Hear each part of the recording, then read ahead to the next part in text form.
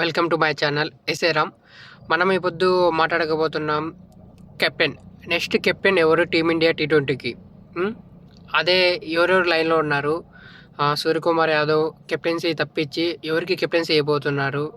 ఏ ప్లేయర్కి ఇస్తే బాగుంటుంది? ఎవరికి ఇచ్చే అవకాశాలు ఎక్కువ ఉన్నాయి ఏంటి? తర్వాత వచ్చే మ్యాచెస్లో ఎవరు కెప్టెన్సీ బాగా చేస్తారు? ఒకవేళ కెప్టెన్ ఎవరైతే ఇచ్చే అవకాశాలు ఎక్కువ ఉన్నాయి? ఒక న్యూస్ అయితే శ్రేయస్సర్ అని వస్తుంది, అలాగే ఇంకా కొన్ని పేర్లు వచ్చాయి. అలాగే ఎవరికి ఇస్తే బాగుంటుంది ఈ వీడియోలో మనం మాట్లాడుకున్నాం. సూర్యకుమార్ యాదవ్ 2024 తర్వాత మనకు రోహిత్ శర్మ రిటైర్మెంట్ ఇచ్చిన తర్వాత ఎవరికి ఇవ్వాలా అని హార్దిక్ పాండ్యాకి ట్రై చేశారు. కానీ మళ్ళీ తను వద్దని చెప్పి మళ్ళీ తీసుకొచ్చి సూర్యకుమార్ యాదవ్కి ఇచ్చారు. సూర్యకుమార్ యాదవ్కి ఇచ్చాక తన కెప్టెన్సీ అయితే చాలా బాగా మ్యాచెస్లో తన కెప్టెన్సీ చేసిన ప్రతి మ్యాచ్ మనం అయితే చాలా వరకు సిరీసెస్ అన్నీ గెలిచాము. ఏ సిరీస్ అయితే ఓడిపోలేదు. మ్యాచెస్ కూడా గెలిచాము, అలాగే వరల్డ్ కప్ కూడా గెలిచాము.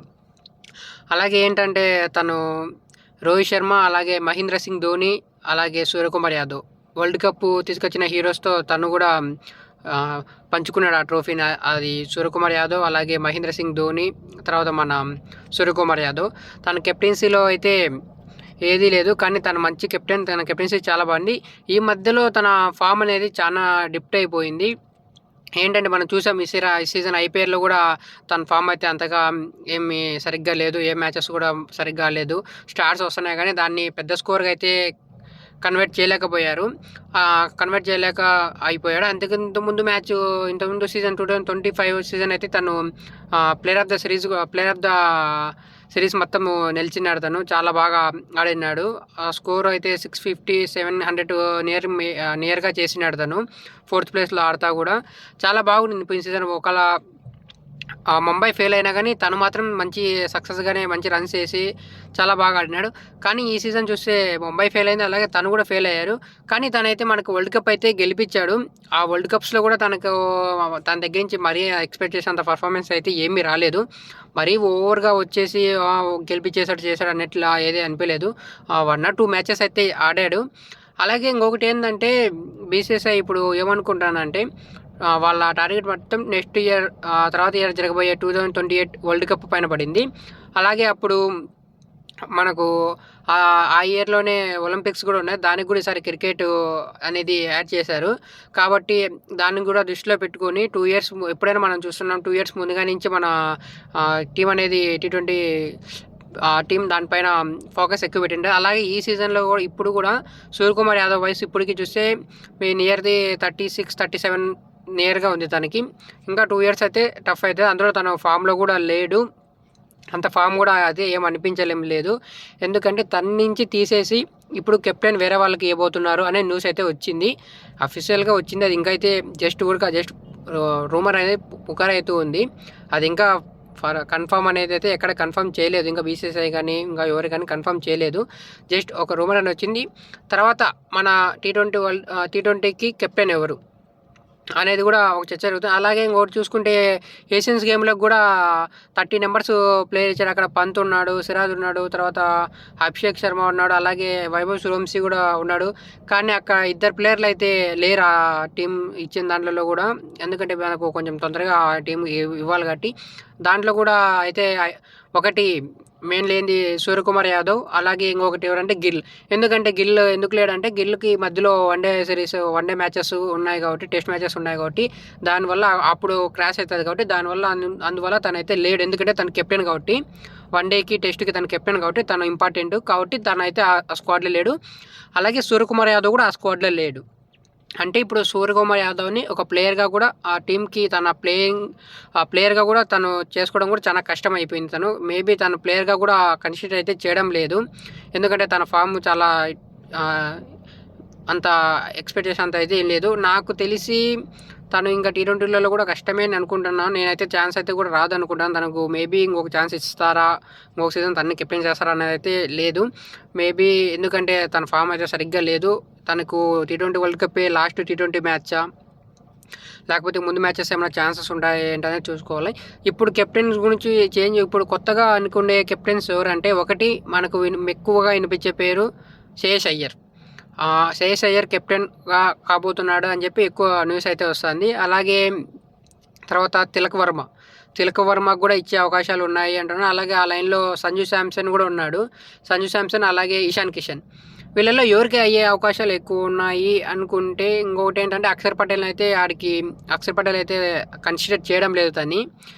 మరి అది ఒక ఆల్రౌండర్గా, ఒక బౌలర్గానా, లేకపోతే ఢిల్లీకి అంత పర్ఫార్మెన్స్ చేయకపోవడం వల్ల దేనివల్ల అయితే తెలియడం లేదు. తనైతే కన్సిడర్ చేయడం లేదు. తను మామూలుగా వైస్ కెప్టెన్గా ఉన్నాడు.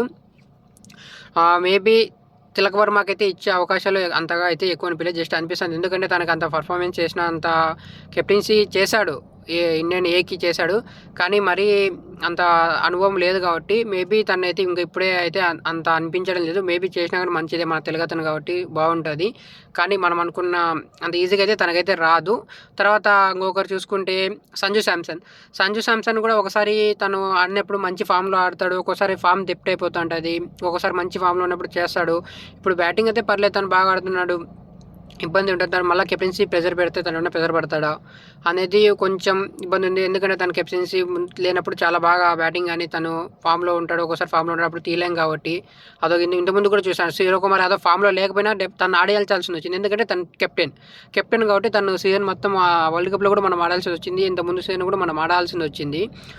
గిల్ అయితే కావాలని నాకు ఎక్స్పెక్ట్ చేసుకోవాల్సిన అవసరం లేదు, ఎందుకంటే గిల్ని ఒకసారి ట్రై చేసి విఫలమయ్యే వరల్డ్ కప్ కూడా తను పక్కన పెట్టి మళ్ళీ చేంజ్ చేసినారు, కాబట్టి తనైతే వచ్చే అవకాశం లేదు. ఎందుకంటే సూర్యకుమార్ అలాగే మన ఓపెనర్ అభిషేక్ శర్మ, సంజు శాంసన్ సెట్ అయ్యారు, బాగా ఆడుతున్నారు. తన తర్వాత వన్ డౌన్లో ఇషాన్ కిషన్ చాలా బాగా ఆడుతున్నాడు. తర్వాత ఇప్పుడు అయ్యర్ ఒకవేళ కెప్టెన్గా వస్తే అయ్యర్ ఆ 4th ప్లేస్ని ఈజీగా తీసుకొని తను హ్యాండిల్ చేయగలుగుతాడు, ఎందుకంటే సూర్యకుమార్ యాదవ్ ప్లేస్లో.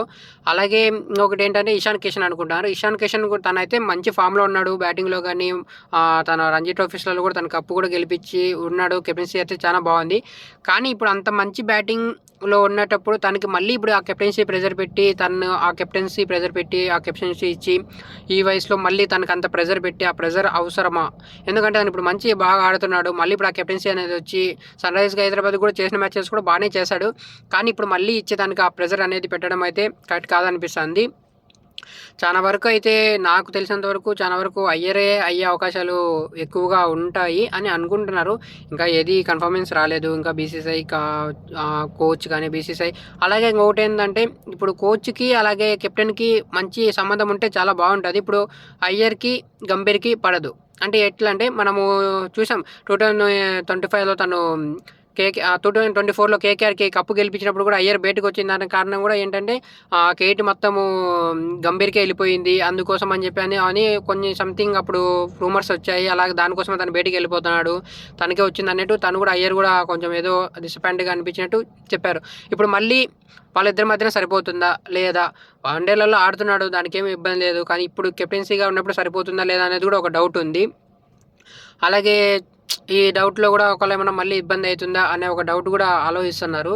కానీ ఐపీఎల్ అనేది వేరు, తర్వాత ఇది వేరు. అందులో ఐపీఎల్లో కూడా తను చాలా మంచి పర్ఫార్మెన్స్ చేశాడు, చాలా బాగా కెప్టెన్సీ టీంని ఒకసారి తను ఆడిన 3 ఫ్రాంచైజ్కి తను 3 టైమ్స్ ఫైనల్స్కి తీసుకెళ్ళాడు, ఒకసారి కప్పు కూడా గెలిపించాడు, ఢిల్లీని ఒకసారి ఫైనల్కి తీసుకెళ్ళాడు, అలాగే కేకేఆర్ని కప్పు గెలిపించాడు, పంజాబ్ని ఒకసారి ఫైనల్స్కి తీసుకెళ్ళాడు, ఒకసారి మళ్ళీ రన్నరప్గా ఒకసారి పంజాబ్ పోయినసారి ఆర్సీబీతో ఓడిపోయింది ఫైనల్కి తీసుకెళ్ళి, చాలా బాగా చేశాడు. ఈ సీజన్ స్టార్ట్ కూడా చాలా బాగానే చేపించి చాలా అయ్యర్ కూడా మంచి ఫామ్లో ఉన్నాడు, కాబట్టి మేబీ అయ్యర్కే ఇచ్చే అవకాశాలు ఎక్కువ ఉన్నాయి. ఒకరు అయ్యర్కి ఇస్తే అయ్యర్ ఆ ప్లేస్లో కూడా బాగా ఫిట్ అవుతాడు, టీం కూడా బాగా సెట్ అవుతుంది అనే ఉద్దేశంతో ఉన్నారు. మళ్ళీ ఏం జరుగుతుందో ఏమో చూద్దాం. మేబీ ఎక్కువ అవకాశాలు అయితే ఇచ్చేదానికి నాకు తెలిసినంతవరకు అయితే అయ్యర్కే ఎక్కువ కనొస్తున్నాయి. అంతకుమించి మిగతా సంజు శాంసన్ కానీ తర్వాత మన ఇషాన్ కిషన్ అలాగే మిగతా ప్లేయర్ ఉన్న వాళ్ళకు కూడా అంత అయితే తిలక్ వర్మకి ఇయర్ ఎక్కువ ఇచ్చే అవకాశాలు అయితే అనిపించడం లేదు, ఎందుకంటే వాళ్ళపైన ప్రెజర్ పడుతుంది కాబట్టి. మేబీ శ్రేయస్సయ్యర్కి ఇచ్చే అవకాశాలే నాకైతే ఎక్కువ అనిపిస్తున్నాయి. అలాగే మీరేమనుకుంటున్నారు? ఒకవేళ ఎవరు కెప్టెన్ అవుతారని మీరు అనుకుంటున్నారు? ఒకవేళ ఎవరు కెప్టెన్ అయితే బాగుంటుంది అని మీకు అనిపిస్తుందో ఆ కెప్టెన్ పేరు కామెంట్ చేయండి, ఓకేనా?